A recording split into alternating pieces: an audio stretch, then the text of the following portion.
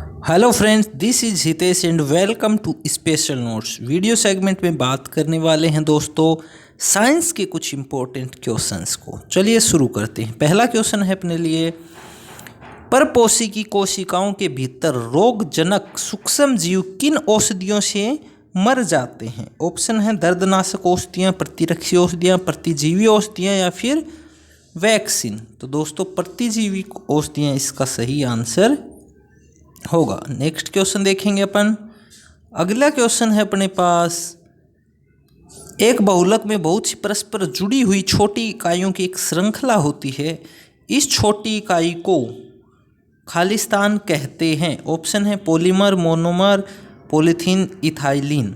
तो दोस्तों इसको क्या कहेंगे? मोनोमर। ऑप्शन नंबर 2 इसका सही आंसर हो जाएगा। नेक्स्ट क्वेश्चन देखेंगे, कॉपर को विद्युत चलन तारों के रूप में उपयोग में लाने के लिए उसका कौन सा गुण उत्तरदायी नहीं है? ऑप्शन है तन्यता, रंग, विद्युत का अच्छा चालक या फिर यह ठोस है। तो उसका रंग कोई मैटर नहीं करता है। नेक्स्ट क्वेश्चन देखेंगे, निम्नलिखित में से सही कथन चुनें। सही कथन हमें चुनना है। ऑप्शन है पाइप के माध्यम से प्राकृतिक गैस परिवहन करना मुश्किल है। तो ऐसा तो कुछ नहीं है कि पाइप के द्वारा प्राकृतिक गैस का परिवहन नहीं किया जा सकता। अगला है प्राकृतिक गैस का नुकसान यह है कि इसे सीधे घरों में जलने के लिए उपयोग नहीं किया जा सकता। ये कहना भी गलत है। प्राकृतिक गैस संपीड़ित प्राकृतिक गैस के रूप में उच्च दबाव के तहत संग्रहित किया जाता है। तो ये बात सही है कि इसको हाई प्रेशर पे स्टोर किया जाता है। अगला है बिजली उत्पादन के लिए प्राकृतिक गैस का उपयोग नहीं किया जा सकता। ऐसा कहना भी गलत है। तो अपने से पूछा गया था कौन सा कथन सही है? तो ऑप्शन नंबर जो 3 है ये कथन बिल्कुल सही है।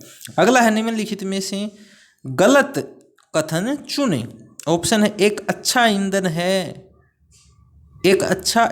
एक है जो, मतलब बेसिकली अच्छे ईंधन की विशेषताएं दी गई हैं और गलत कथन हमें चूज करना है। तो ऑप्शन आसानी से उपलब्ध हो, सही बात है। गर्मी की एक बड़ी मात्रा पैदा करता हो ईंधन है, तो गर्मी की मात्रा ज़्यादा पैदा करे तो ही बेटर है।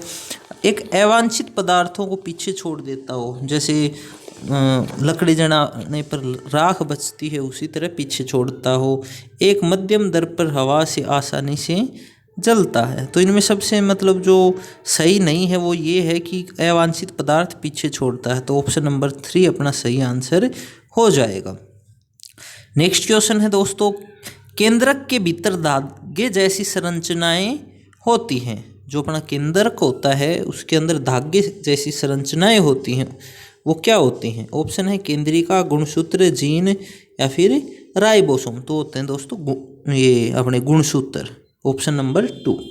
नेक्स्ट क्वेश्चन है, निम्नलिखित कथनों का अध्ययन करें और इनमें से कौन सा कथन गलत है वो हमें बताना है। ठीक है, गलत कथन बताना है। ठीक, तो पहला जो है वो है दोस्तों अपने पास कि बाहरी निषेचन पारी और ज़मीन दोनों पर हो सकता है। तो हमें क्या बताना है?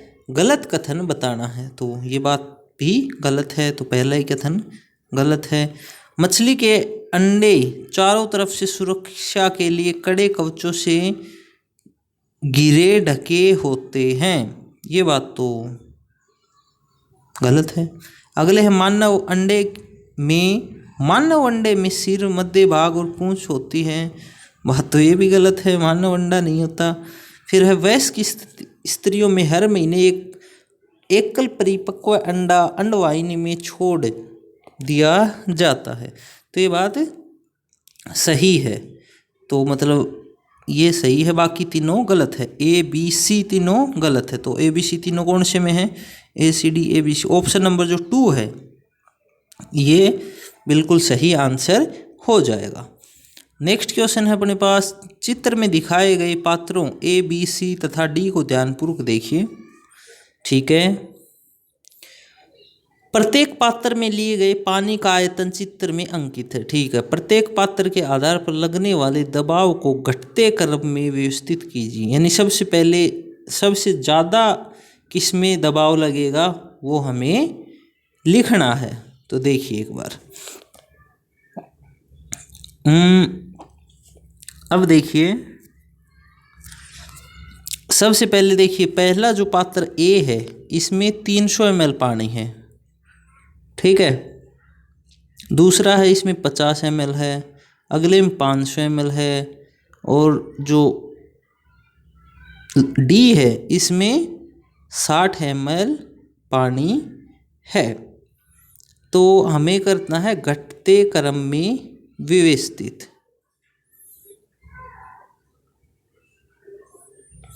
तो देखिए, सबसे ज़्यादा जो दाब है वो किस में लगेगा? सबसे ज़्यादा दाब लगेगा बी में। सबसे ज़्यादा दाब लगेगा बी में, फिर डी में, और फिर इसमें ज़्यादा है, इसमें थोड़ा कम है। हाइट भी देखेंगे तो पात्र के अकॉर्डिंग।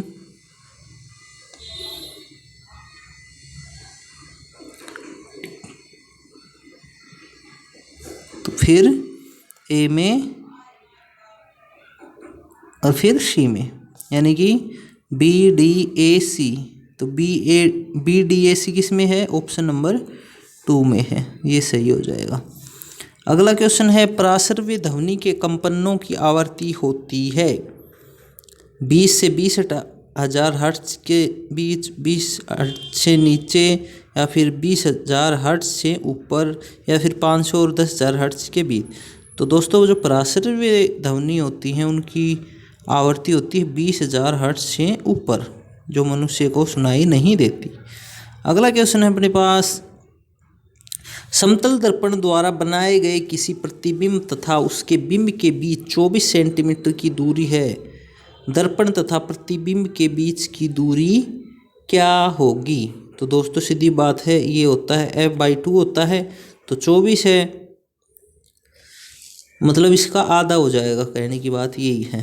तो 24 का आधा 12 सेंटीमीटर। नेक्स्ट क्वेश्चन देखेंगे,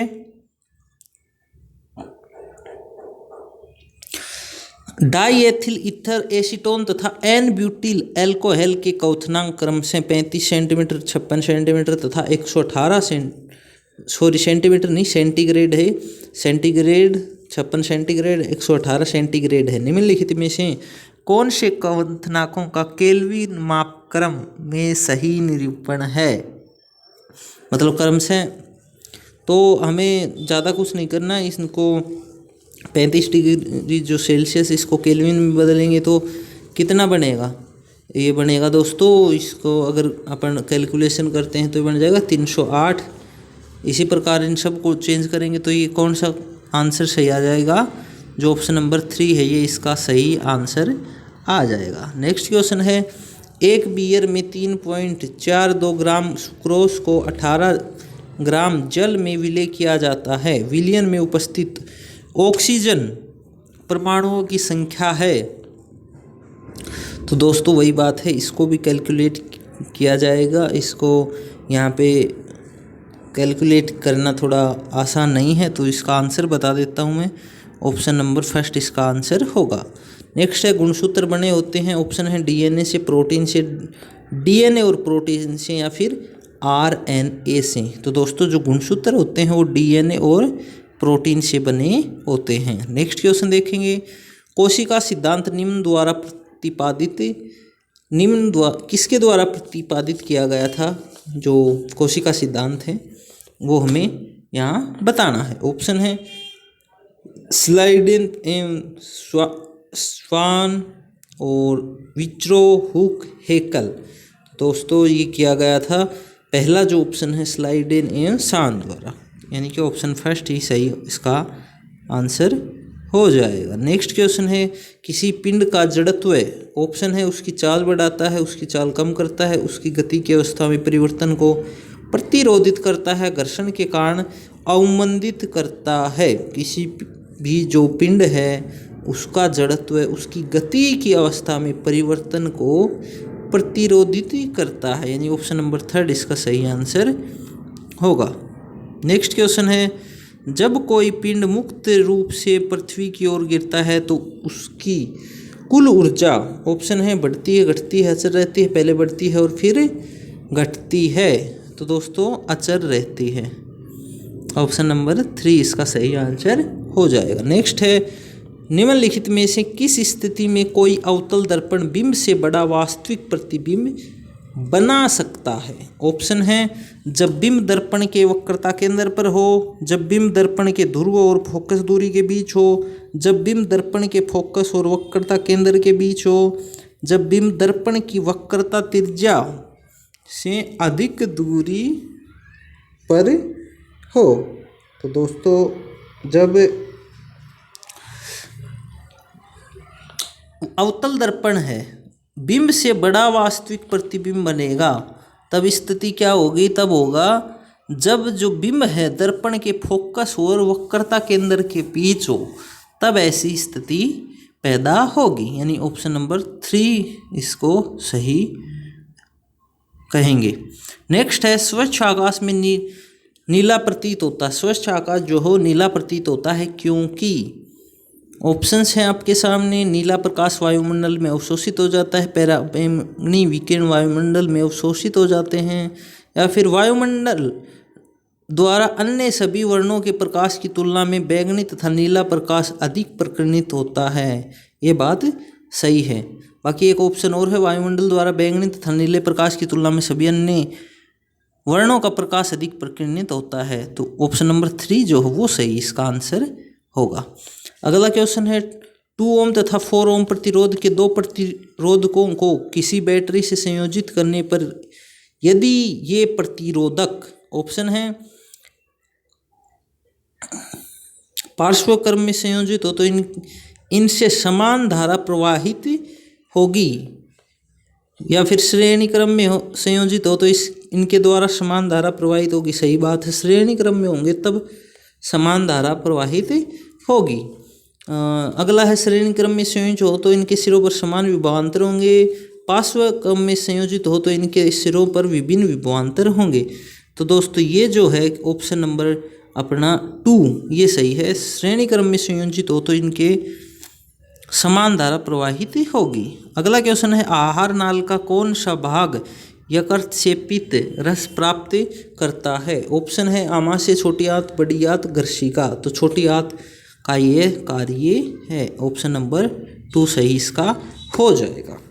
दोस्तों आज की वीडियो सेगमेंट में सिर्फ इतने ही क्वेश्चंस, बाकी अगली वीडियो में मिलेंगे इसी प्रकार के कुछ क्वेश्चंस के साथ। तब तक के लिए दोस्तों जय Hind, take care, bye bye.